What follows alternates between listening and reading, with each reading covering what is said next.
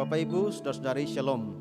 Kita bersyukur pada Tuhan pada hari ini kita masih ada, semuanya oleh karena kasih setia daripada Tuhan. Biarlah hidup kita hidup yang bersyukur kepada Tuhan. Sebagai tanda ungkapan syukur kita kepada Tuhan, mari kita memuji Tuhan, memuliakan Tuhan. Pada hari ini, di dalam ibadah pada hari ini, kita berdiri, kita angkat pujian hormat bagi Allah Bapa. Pujian nomor KPPK nomor 391, bait pertama dan bait yang kedua.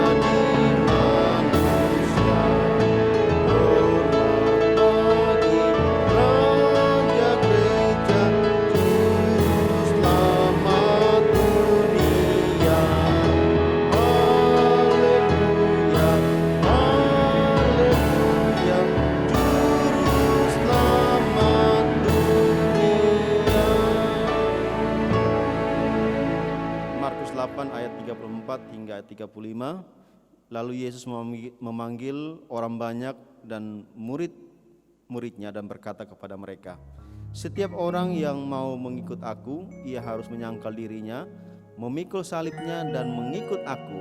Karena barang siapa mau menyelamatkan nyawanya, ia akan kehilangan nyawanya. Tetapi barang siapa kehilangan nyawanya karena aku dan karena Injil, ia akan menyelamatkannya. Mari kita sama-sama bersaat teduh.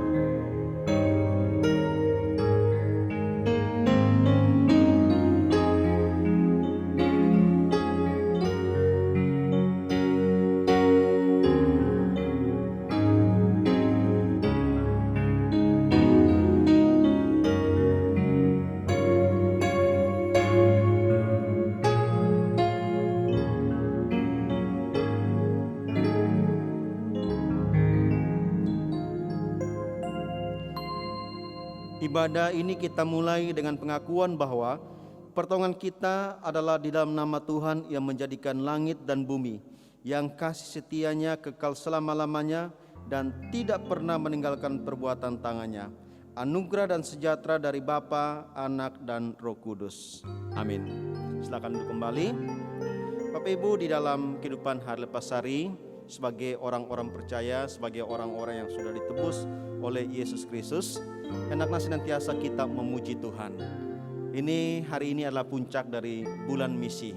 Sebagai orang-orang yang beriman, sebagai orang-orang percaya, hendaknya senantiasa kita memberitakan, memasyurkan nama Tuhan.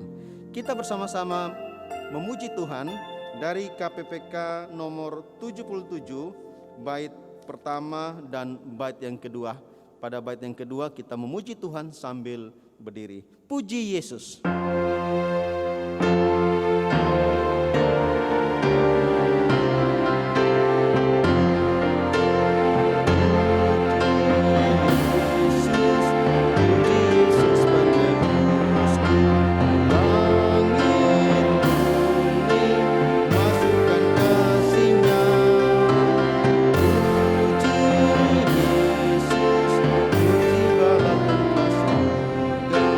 Kuasa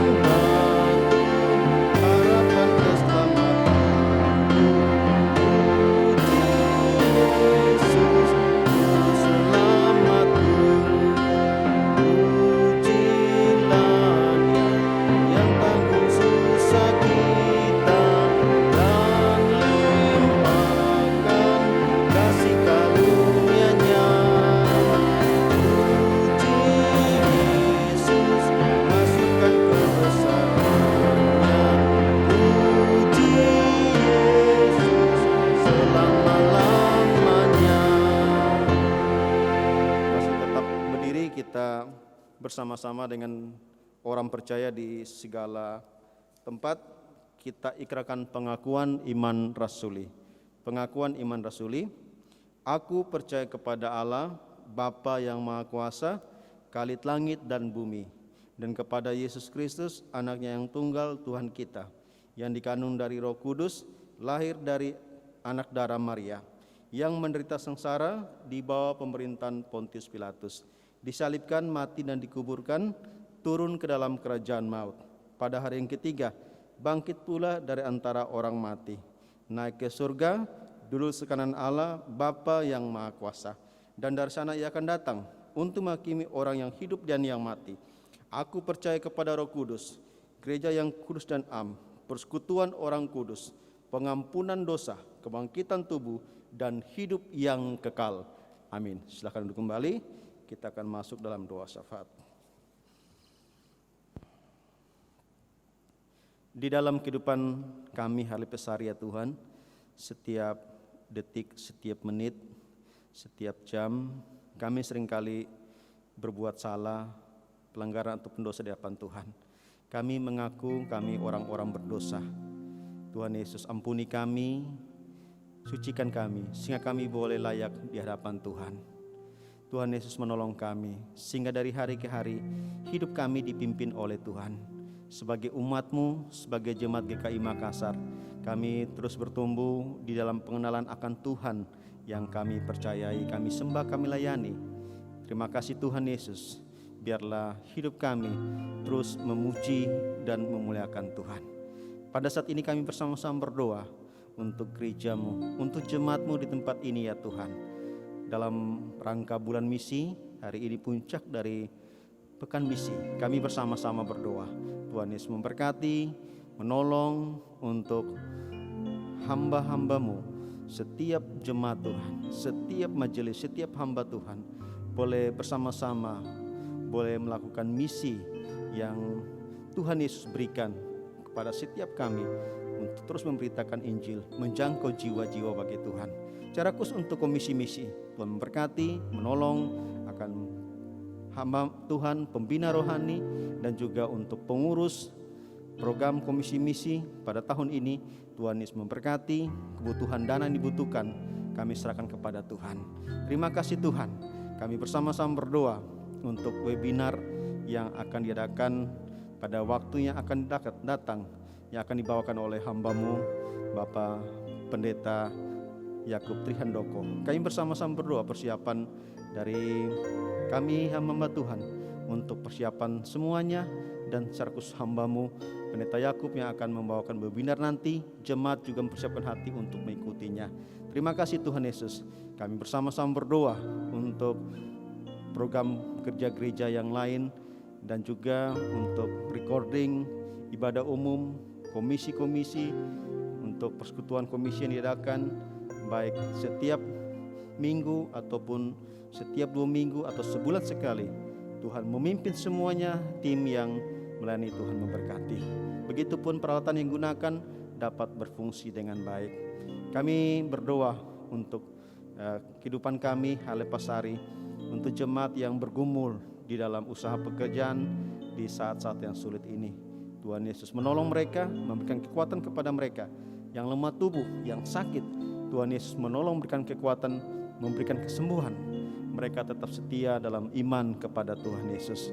Kami bersama-sama berdoa untuk Sekolah Gamaliel, untuk penerimaan murid baru tahun ajaran 2021-2022. Tuhan Yesus menolong upaya dari Komisi Pendidikan terus mempublikasikan akan Sekolah Gamaliel, sehingga orang tua murid boleh percayakan anak-anak mereka dididik di Sekolah Gamaliel. Kami bersama-sama berdoa, biarlah lewat Sekolah Gamaliel dapat menjangkau jiwa-jiwa bagi Tuhan. Yang berdoa untuk bangsa negara kami, untuk vaksin yang sedang diadakan oleh pemerintah kami, dan juga secara khusus di Kota Makassar. Tuhan tolong sehingga berjalan baik dan lancar, dan tidak ada efek samping. Dan kami bersama-sama berdoa, Tuhan Yesus menolong orang-orang yang mendapat vaksin, dan setiap kami yang akan mendapat vaksin. Tuhan memberkati. Terima kasih Tuhan Yesus untuk Kota Makassar, kota di mana kami tinggal. Kami berdoa untuk kota ini, Tuhan Yesus menolong untuk wali kota yang baru boleh bersama aparat yang ada, boleh memajukan kota Makassar. Untuk umat Tuhan di seluruh Indonesia, seluruh dunia, kami serahkan kepada Tuhan. Terima kasih Tuhan Yesus. Kami mengucap syukur dan berdoa seperti yang Tuhan Yesus ajarkan kami untuk berdoa. Mari kita berdiri. Doa Bapa kami. Bapa kami yang di surga, dikuduskanlah nama-Mu, datanglah kerajaan-Mu, jadilah kehendak-Mu di bumi seperti di surga. Berikanlah kami pada hari ini makanan kami yang secukupnya, dan ampunilah kami akan kesalahan kami, seperti kami juga mengampuni orang yang bersalah kepada kami. Dan janganlah membawa kami ke dalam pencobaan, tetapi lepaskanlah kami daripada yang jahat, karena Engkau yang punya kerajaan dan kuasa dan kemuliaan sampai selama-lamanya. Amin. Hormat diberi.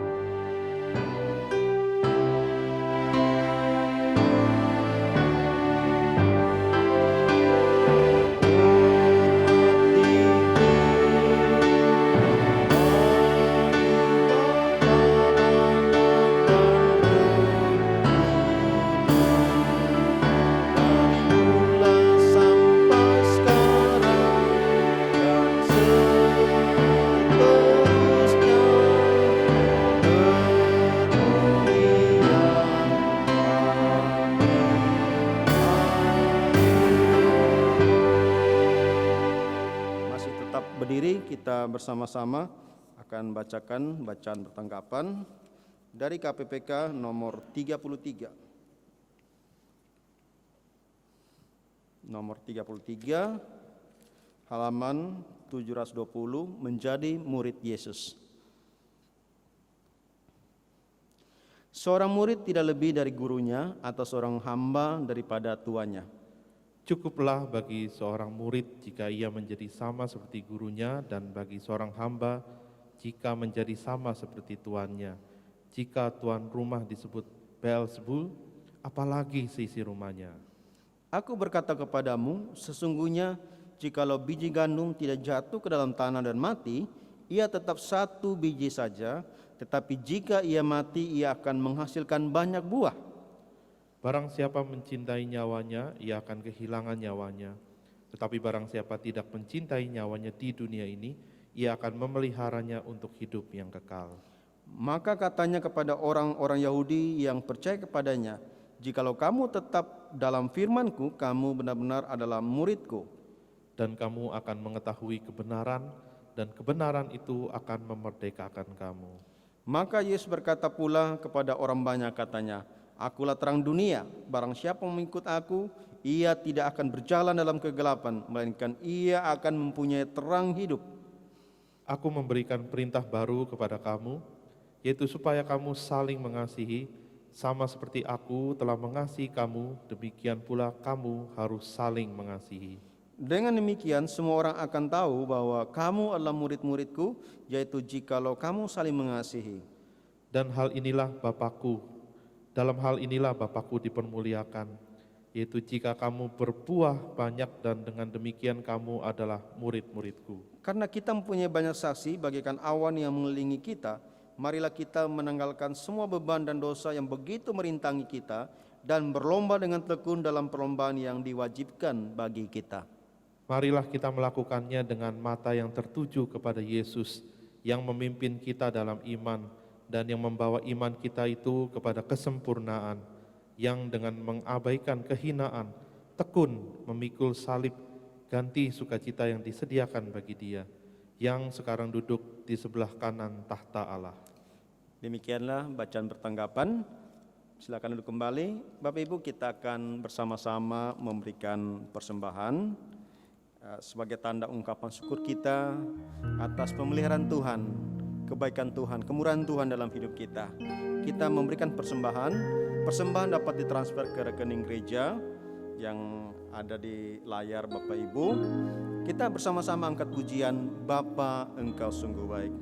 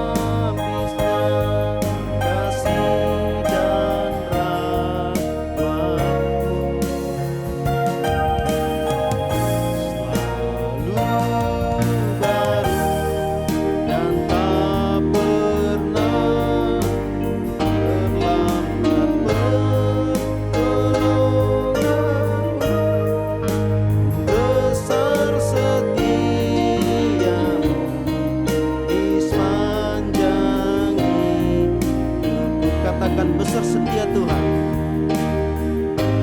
Besar setiamu, besar setiamu, besar setia. Sekali lagi, besar setiamu, besar setiamu di sepanjang hidupku.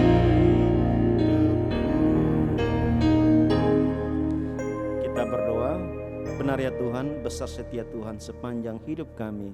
Di dalam hidup kami lepas hari, dalam segala situasi apapun, ajari kami untuk memandang Tuhan. Ajari kami untuk bersyukur karena kebaikan Tuhan, pemeliharaan Tuhan dalam setiap detik, setiap menit, setiap jam yang Tuhan berikan kepada kami. Kami telah memberikan persembahan.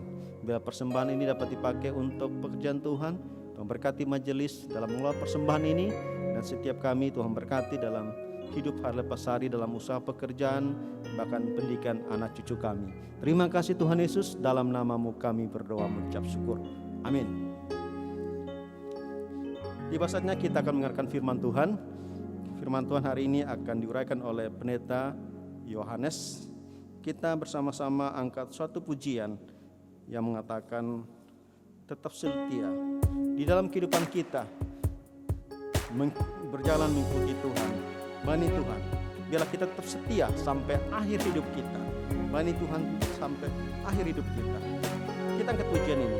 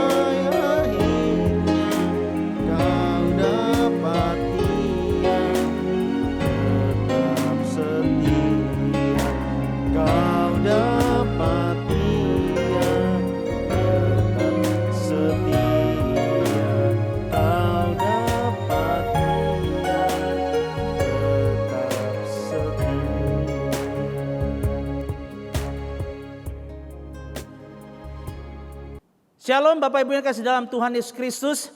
Kita bersyukur karena pada hari ini kita tiba di minggu puncak daripada bulan misi. Kita bersyukur kepada Tuhan karena kita boleh mendengarkan khotbah-khotbah yang berkaitan dengan misi. Missio Dei, misi dari Tuhan Allah. Kita bersyukur bahwa gereja boleh ada karena misi Tuhan, dan gereja ada untuk mengerjakan misi Tuhan. Bersyukur kepada Tuhan kalau gereja kita boleh ada bidang misi di kemajelisan dan bahkan ada komisi misi. Oleh karena itu Bapak Ibu dikasih dalam Tuhan, sebelum kita merenungkan firman Tuhan, kita akan melihat sederet slide yang menampilkan akan beberapa pelayanan yang di bawah naungan misi gereja kita. Dan setelah itu kita akan mendengarkan program dan budgeting daripada pelayanan misi gereja kita. Kiranya Tuhan boleh memberkati kita dan bahkan menggerakkan kita supaya lewat berkat yang diperoleh kita boleh menjadi saluran berkat, khususnya di dalam dan melalui pelayanan misi gereja kita.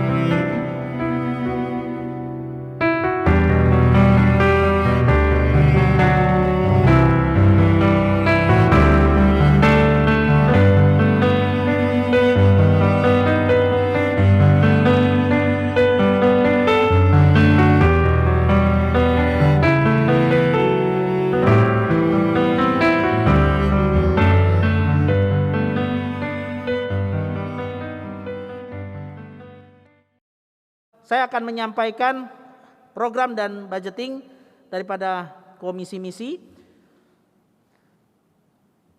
Di dalam tahun ini kita akan kembali mengadakan pembinaan berkelanjutan pemuridan di dalam bentuk kelompok kecil.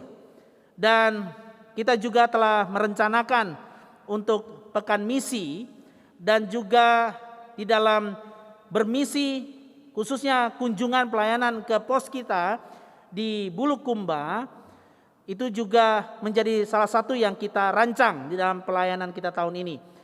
Begitu juga kita ada pelayanan untuk mendukung anggota jemaat kita yang studi teologi. Dan kita juga telah merencanakan untuk pelayanan bakti sosial dan pengobatan gratis ya di Tanjung Bunga secara khusus. Jadi tujuannya adalah untuk menyatakan kepedulian sosial. Gereja harus hadir bagi masyarakat untuk bisa menjadi berkat.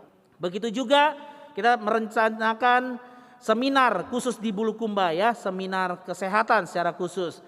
Lalu kita juga ada pelayanan ke lapas narkoba dan juga kita telah merancangkan pertemuan secara rutin pengurus pos PI baik di Bulukumba maupun Tanjung Bunga untuk kita berkoordinasi perkembangan pelayanan di kedua pos PI kita. Begitu juga kita ada brainstorming, pelatihan dan pengajaran tentang pemuridan. Total daripada budget komisi misi tahun 2021 sebagaimana tertera di layar adalah 291.200.000 rupiah.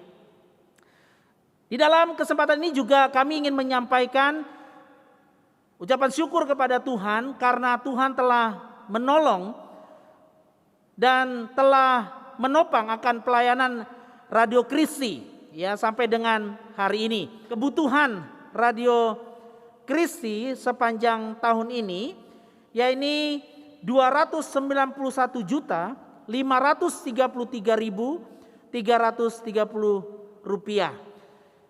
Dan untuk mendukung pelayanan Radio Kristi, maka di dalam 1 tahun ini kita ada estimasi penerimaan yakni total 137.322.000 rupiah.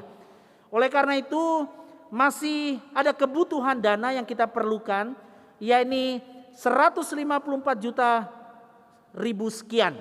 Bapak Ibu, perpanjangan daripada pelayanan misi telah dilakukan ya oleh hamba-hamba Tuhan, orang-orang yang duduk di dalam pelayanan sebagai badan pengurus maupun di dalam pelayanan sebagai pengelola daripada pelayanan misi yang ada. Seperti di Tanjung Bunga, di Pos Bulukumba dan di Radio Kristi.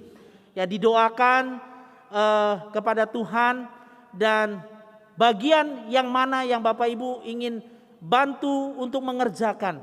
Silakan Bapak Ibu boleh berbagian di dalamnya.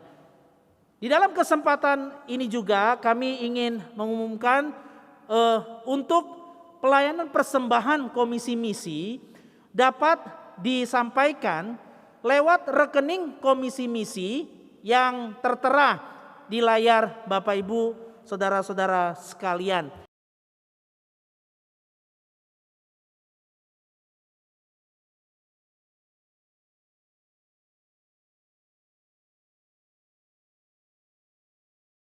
Dan kami mengharapkan untuk setiap persembahan yang dipersembahkan menggunakan kode di bagian belakang persembahan Bapak Ibu dengan kode angka 7.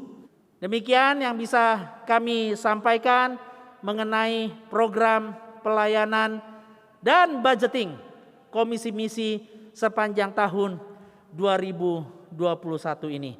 Kiranya Tuhan memberkati Bapak Ibu saudara-saudara sekalian. Amin.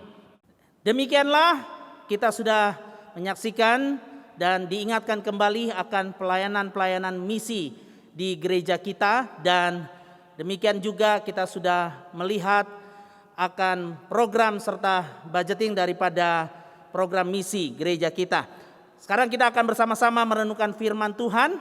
Mari kita satu di dalam doa. Bapa di dalam surga, terima kasih Tuhan, gereja-Mu ada sampai dengan hari ini. Kami mengingat Tuhan, hanya karena karya-Mu, karena Engkau yang sudah bermisi di tengah-tengah dunia ini. Bahkan lebih khusus lagi di tengah-tengah kota Makassar. Gereja kami boleh ada Tuhan. Dan kami bersyukur hampir 100 tahun Tuhan pakai gereja kami untuk terus mengerjakan misi Tuhan. Oleh karena itu ya Bapak, di dalam kesempatan pada hari ini kami juga mau kembali diingatkan akan panggilan misi Tuhan. Khususnya di puncak daripada bulan misi yang kami peringati. Kami serahkan pemberitaan firman pada hari ini Tuhan di dalam pimpinan dan penyertaan-Mu saja. Demi nama Tuhan Yesus Kristus kami siap merenungkan firman-Mu. Amin. Sidang jemaat yang dikasihi dalam Tuhan, hari ini perenungan kita diambil dari Yohanes 6 ayatnya yang ke-66 sampai dengan ayat yang ke-71. Yohanes 6 ayat 66 sampai dengan 71. Tema kita pada hari ini adalah not a fan, bukan sebagai penggemar. Yohanes 6 ayat 66 sampai 71, demikian firman Tuhan. Mulai dari waktu itu, ya waktu apa? Waktu Yesus berbicara ya tentang roti hidup, tentang kebenaran siapa dirinya, tentang apa yang dikerjakannya di tengah-tengah dunia ini, di tengah-tengah bangsa Yahudi pada waktu itu. Berbicara tentang bagaimana dia datang untuk menyelamatkan umatnya, tetapi umatnya menolak dia. Berbicara tentang karya Kristus, tetapi banyak orang ya kemudian sulit untuk menerima kebenaran itu. Maka dikatakan dalam ayat 66, mulai dari waktu itu banyak murid-muridnya mengundurkan diri dan tidak lagi mengikut dia. Ayat selanjutnya, maka kata Yesus kepada ke-12 muridnya, apakah kamu tidak mau pergi juga? Jawab Simon Petrus kepadanya, Tuhan, kepada siapakah kami akan pergi? Perkataanmu adalah perkataan hidup yang kekal. Dan kami telah percaya dan tahu bahwa engkau adalah yang kudus dari Allah. Jawab Yesus kepada mereka, bukankah aku sendiri yang telah memilih kamu yang 12 ini? Namun seorang di antara kamu adalah iblis. Yang dimaksudkannya ialah Yudas, anak Simon Iskariot. Sebab dialah yang akan menyerahkan Yesus. Dia seorang di antara ke-12 murid itu. Bapak Ibu yang dikasih dalam Tuhan Yesus Kristus, ada sebuah buku yang sangat populer di kalangan Kristen belakangan ini, yaitu buku dengan judul Not a Fan, ya, yang ditulis oleh Kyle Idleman.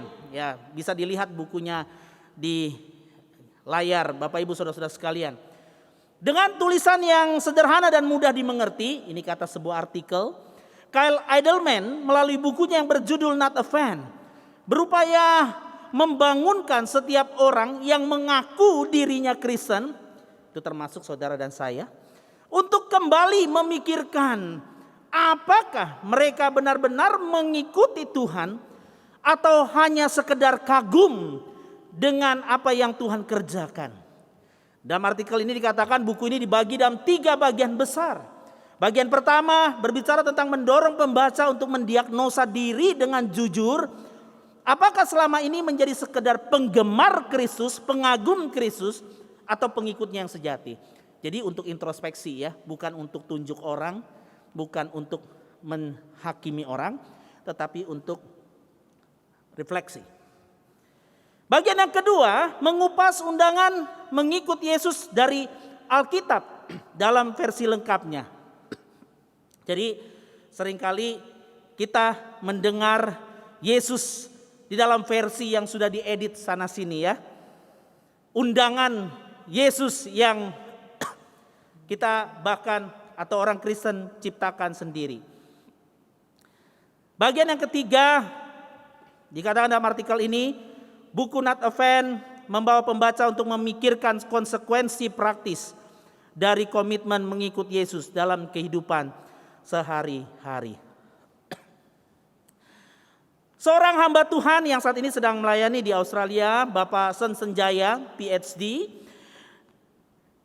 di dalam sebuah bukunya yang ditulis dengan judul Jadilah Pemimpin Demi Kristus, halaman 109 di bagian Gereja Sarang Penyamun menuliskan demikian, Bapak Ibu.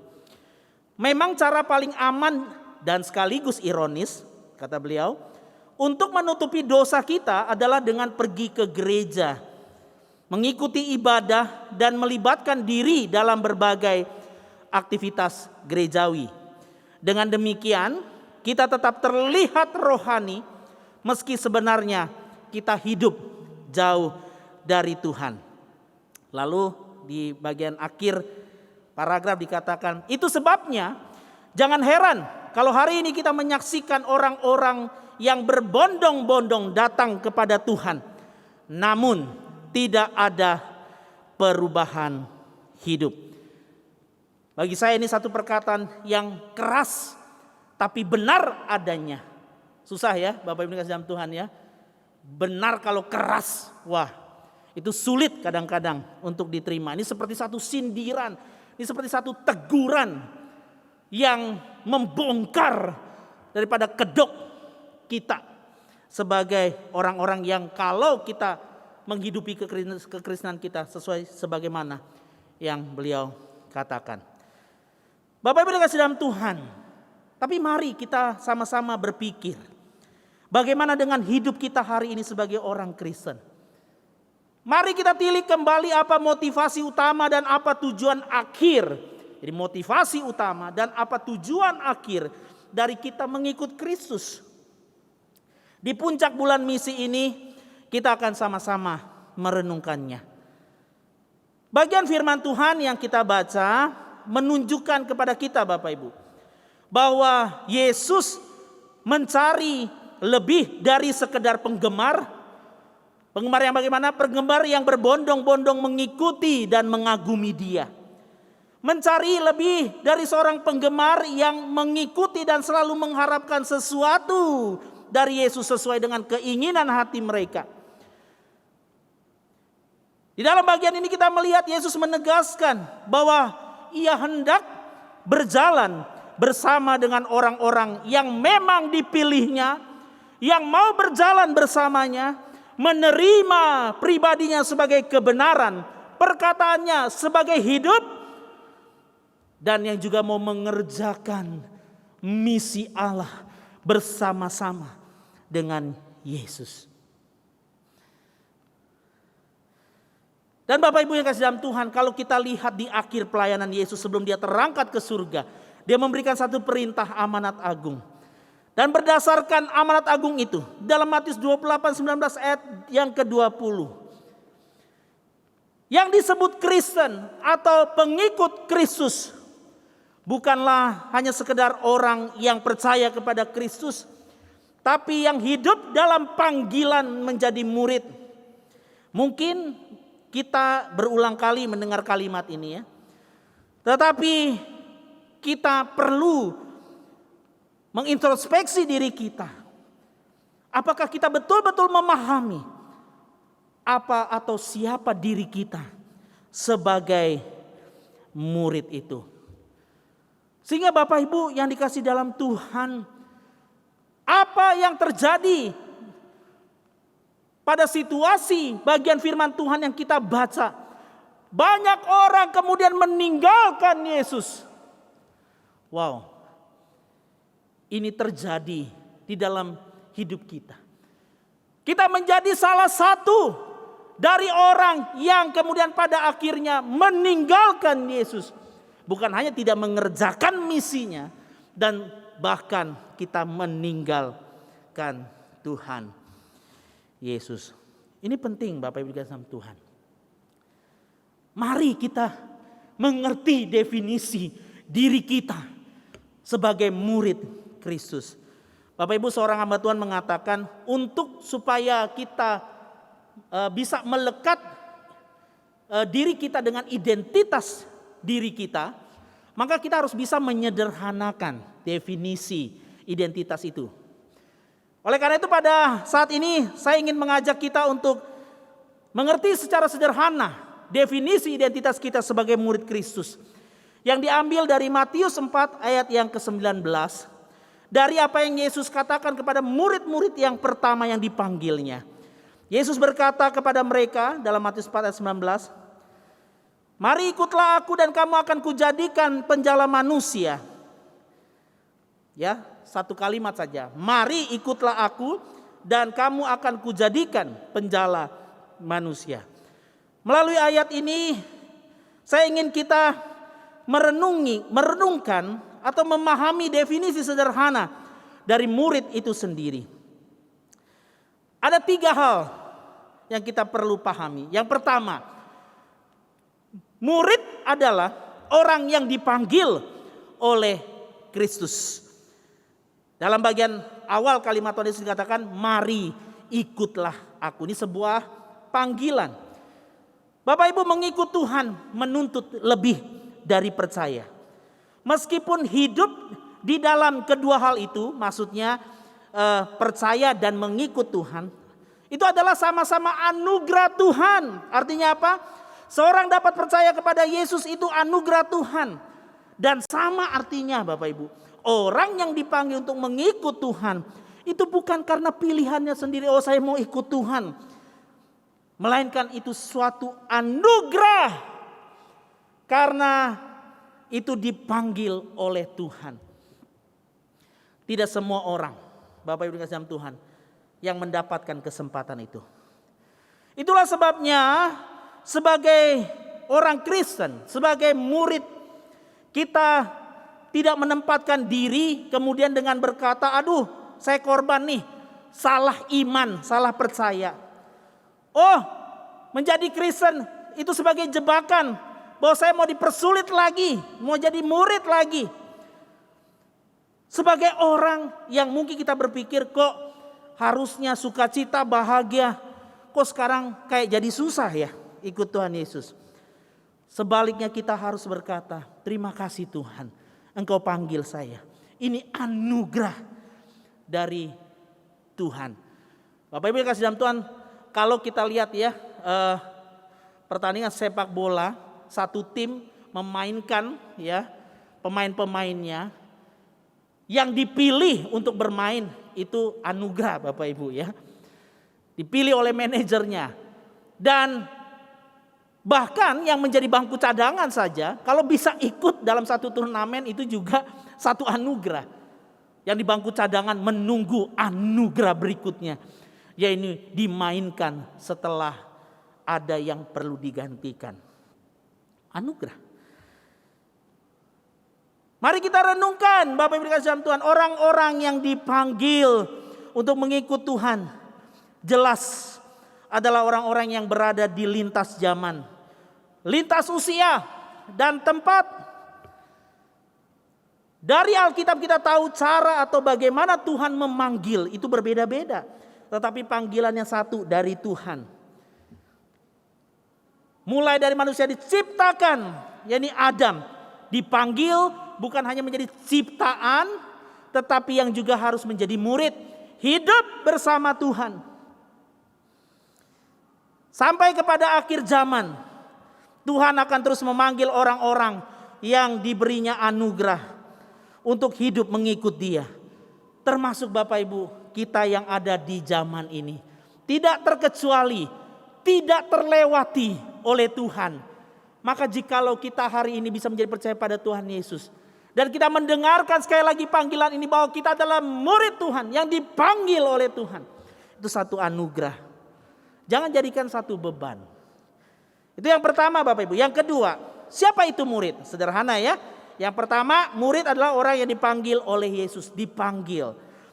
Yang kedua, murid adalah orang yang mengalami transformasi atau diubahkan oleh Tuhan. Di dalam Matius 4 ayat 19 tadi, bagian yang kedua dikatakan, kamu akan kujadikan.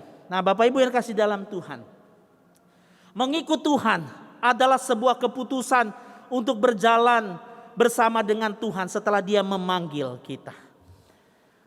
Jadi kita harus berespon. Dan jangan lupa ini adalah satu perjalanan ya. Bukan satu event. Bukan seperti satu panggilan untuk mengisi form. Untuk menjawab di satu momen. Tetapi satu momen di mana di situ kita mulai berjalan bersama dengan Tuhan. Nah Bapak Ibu, pada waktu seorang percaya pada Tuhan berjalan dengan Tuhan, maka dia mendengar suaranya, melakukan kehendaknya, dan mencontoh apa yang diperbuatnya. Inilah yang disebut dengan berbagian hidup. Luar biasa ya.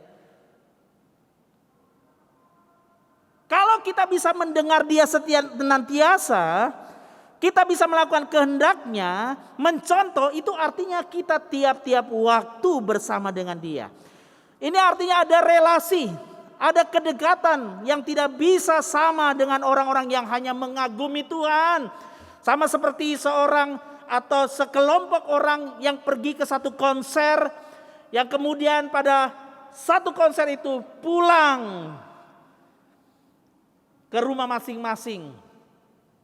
Setelah berteriak, wow luar biasa. Ya. Konser yang hebat. Lalu pulang. Tidak demikian dengan seorang murid. Murid berbagian hidup dengan gurunya. Nah ini sebenarnya memang salah satu contoh yang dipakai oleh Tuhan Yesus sesuai dengan culture ya pada waktu itu.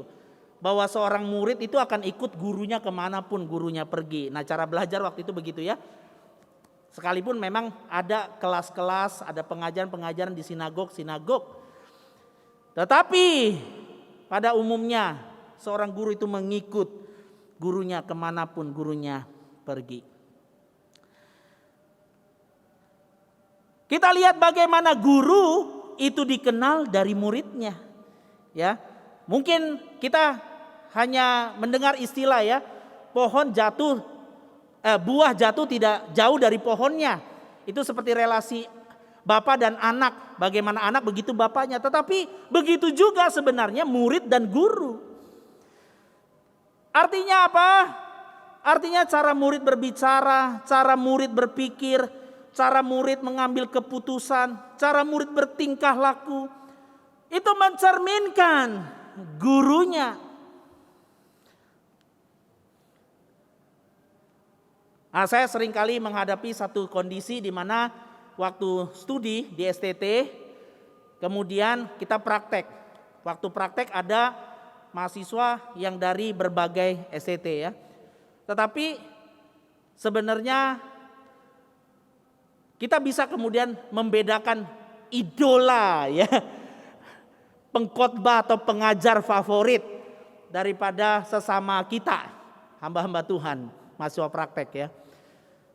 Dari gaya khotbahnya, cara bicaranya, cara relasinya kita tahu, wah ini idolanya siapa nih. Bisa dicirikan begitu ya.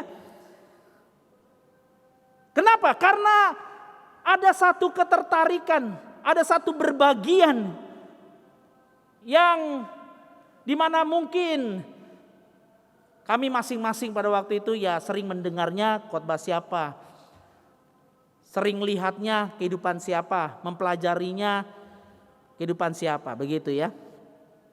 Nah, Bapak Ibu yang dikasihi oleh Tuhan Yesus Kristus, ya, begitu juga bagaimana murid memperlakukan waktu, bersikap terhadap tenaga yang dimiliki, berespon terhadap dunia ini, itu sangat dipengaruhi oleh pengajaran dan teladan gurunya. Yang notabene-nya pada saat ini kita bicara tentang kita sebagai murid Kristus. Bagaimana cara kita memperlakukan hidup ini, dunia ini. Seorang murid Kristus, Bapak Ibu, akan memiliki kemiripan dengan Kristus sendiri. Perubahan yang terjadi, yang kita bicara di dalam poin ini, adalah perubahan yang lebih kepada keserupaan dengan Kristus. Mari kita uji, kita lihat hidup kita makin miripkah dengan Kristus. Bahkan Bapak Ibu ketika komunitas murid Tuhan terbentuk, maka sesungguhnya yang terjadi adalah bukan anggota-anggotanya menjadi lebih serupa orang yang dominan di situ dengan salah satu anggota yang ada di situ. Melainkan semua bergerak ke arah yang sama, yaitu keserupaan dengan Kristus. Maka di dalam pembahasan tentang kepemimpinan Kristen, kita tidak menjadikan orang yang mengikut kita adalah orang yang mirip dengan kita, tetapi harus membawa mereka mirip dengan Kristus. Oh, tapi kan kita teladan, betul. Kita boleh mengatakan belajarlah kepadaku, tapi terlebih dahulu kita harus berkata seperti Paulus, karena aku telah belajar dari Kristus. Inilah yang harus terjadi. Maka fokus utamanya adalah keserupaan dengan Kristus. Bapak Ibu yang dikasihi dalam Tuhan Yesus Kristus, ketika Yesus berkata, barang siapa mau mengikut aku, dia harus menyangkal dirinya, memikul salibnya. Sesungguhnya itulah yang juga persis yang diteladankan oleh Yesus. Apa artinya pikul salib? Pikul salib begini Bapak Ibu. Saya tidak suka, tapi kalau Tuhan mau dan Tuhan senang, saya akan lakukan. Itu pikul salib ya. Sesuatu yang kita gak suka. Siapa yang suka ditaruh beban? Siapa yang suka ditaruh dan memikul salib? Tidak ada. Tetapi kalau Tuhan mau saya memikul itu, saya lakukan. Lalu sangkal diri, apa artinya sangkal diri Bapak Ibu? Sangkal diri begini, saya suka. Saya mau yang ini, saya mau begini. Tapi kalau Tuhan tidak suka, saya juga tolak. Saya juga harus tidak suka. Maka ini lebih bergumul kepada diri sendiri. Kalau tadi bergumul dengan yang di luar, tapi sekarang bergumul sendiri, baru ikut Tuhan. Itulah yang diteladankan oleh Yesus. Oleh karena itu ketika Yesus hendak naik ke atas kayu salib, Yesus berdoa, ya Bapa, jikalau sekarang sekiranya cawan ini boleh berlalu, kiranya bukanlah kehendakku yang jadi, melainkan kehendak-Mu. Yesus taat. Yesus mau ikut kehendak Bapa. Yang ketiga, yang terakhir, siapa itu murid? Yang pertama apa? Murid adalah orang yang dipanggil Tuhan. Yang kedua, murid adalah orang yang diubah oleh Tuhan, ditransformasi oleh Tuhan. Yang ketiga, murid adalah seorang yang kembali atau meneruskan apa yang Tuhan kerjakan. Ini namanya bermisi, bermultiplikasi, meneruskan apa yang Tuhan sudah kerjakan terlebih dahulu dalam dunia ini. Goal akhir dari mengikut Tuhan, dari menjadi murid Tuhan adalah kembali memuridkan. Matius 28 ayat 20 di akhir mengatakan, ajarlah mereka melakukan segala sesuatu yang telah kuperintahkan kepadamu. Murid melakukan perintah Tuhan. Ketika murid memuridkan dunia ini, maka murid kembali harus mengajarkan apa yang menjadi perintah Tuhan, yaitu untuk pergilah jadikan semua bangsa muridku. Murid harus kembali memuridkan. Seorang murid bahkan harus meninggalkan, Bapak Ibu kalau kita renungkan baik-baik, seorang murid bahkan harus meninggalkan zona nyamannya untuk hanya sekedar menjadi murid yang baik, murid yang menikmati pembaharuan yang Tuhan kerjakan dalam hidupnya.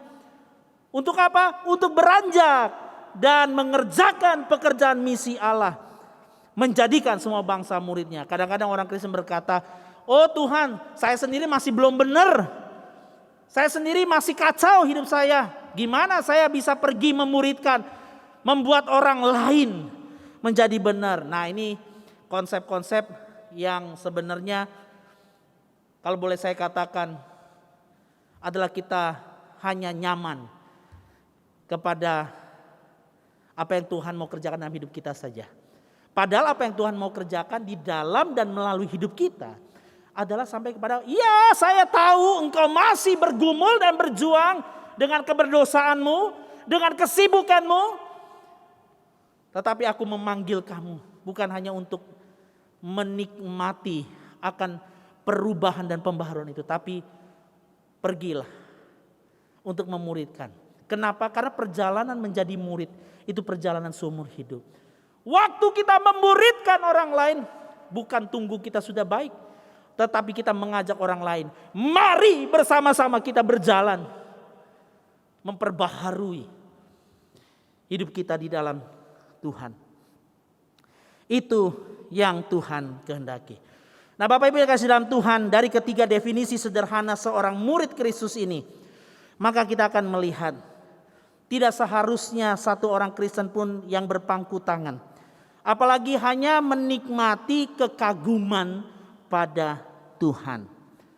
Menjadi murid artinya turun dari tempat duduk dan mengambil bagian dalam pekerjaan misi Tuhan. Bukan hanya berapa banyak orang yang kita bawa ke gereja, tetapi berapa banyak orang, bukan juga berapa banyak orang yang telah dijadikan member gereja, tetapi berapa banyak yang dimana kita berbagian hidup dalam hidup mereka. Sudahkah kita memuridkan? Pemuridan lebih dari sekedar mengajar dan memberikan informasi tentang isi Alkitab. Memuridkan lebih dari sekedar menyampaikan dogmatika. Memuridkan artinya kita berbagi hidup dan mati bagi orang-orang yang Tuhan percayakan untuk kita layani. seumur hidup kita. Bapak Ibu yang kasih dalam Tuhan, kalau satu orang murid Tuhan saja memuridkan 5 saja dalam hidupnya. Maka itu saya sering katakan ya, setelah saya mengenal dan mendalami pemuridan, saya berpikir kalau Tuhan kasih saya 5 orang saja untuk saya berbagi hidup dan mati saya dengan mereka, saya bisa berpuas di hadapan Tuhan. Mungkin gak banyak orang, tidak populer, tidak apa-apa. Tetapi kalau saya bisa membimbing orang, sampai mereka juga pada akhirnya bisa membimbing orang lainnya, wah, itu saya pikir Tuhan sudah berkenan memakai hidup saya.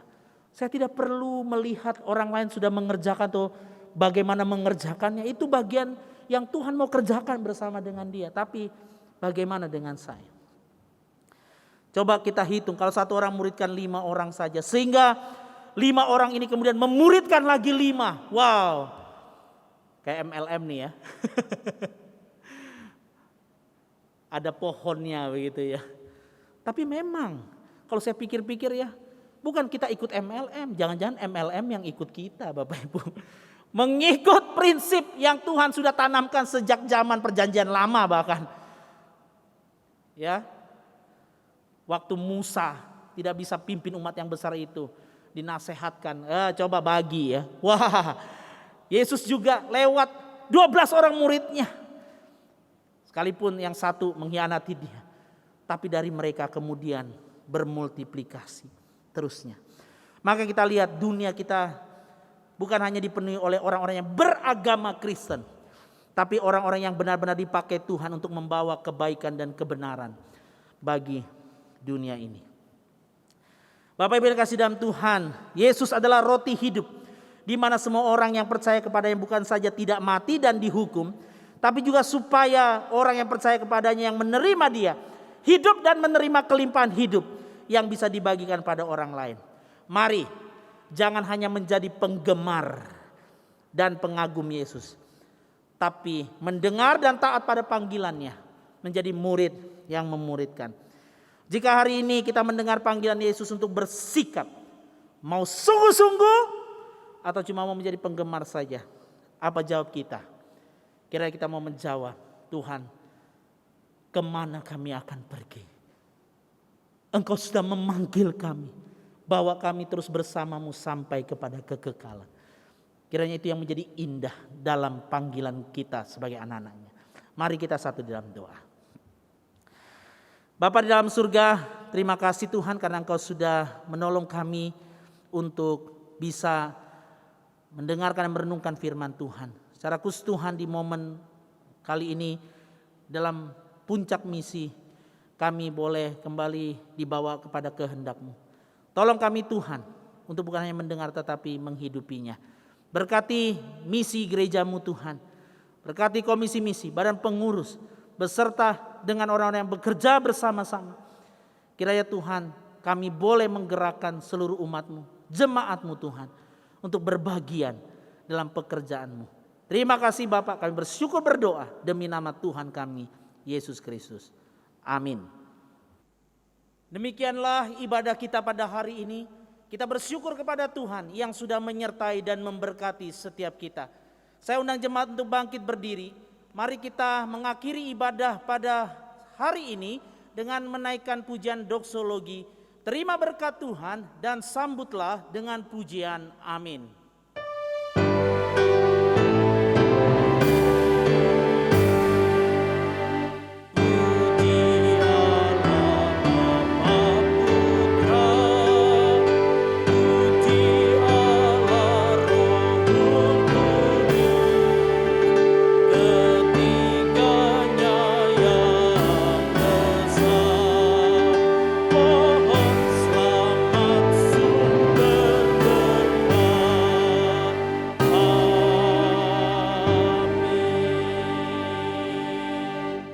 Sidang jemaat yang dikasihi Tuhan dan yang mengasihi Tuhan, arahkanlah hatimu kepada Allah Tritunggal, satu-satunya sumber berkat, dan terimalah berkat daripadanya. Kasih yang besar daripada Allah Bapa, kasih karunia dan damai sejahtera di dalam Allah anak Tuhan kita Yesus Kristus, pertolongan pimpinan, dan kasih persekutuan di dalam Allah Roh Kudus menyertai saudara-saudara sekalian hari ini dan bahkan sampai selama-lamanya. Amin.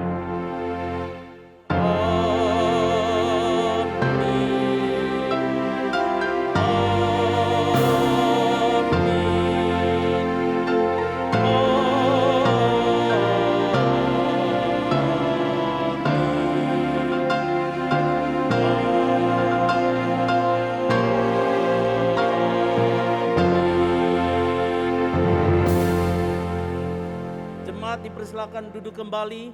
Ibadah kita telah selesai. Silakan bersaat teduh. Tuhan memberkati.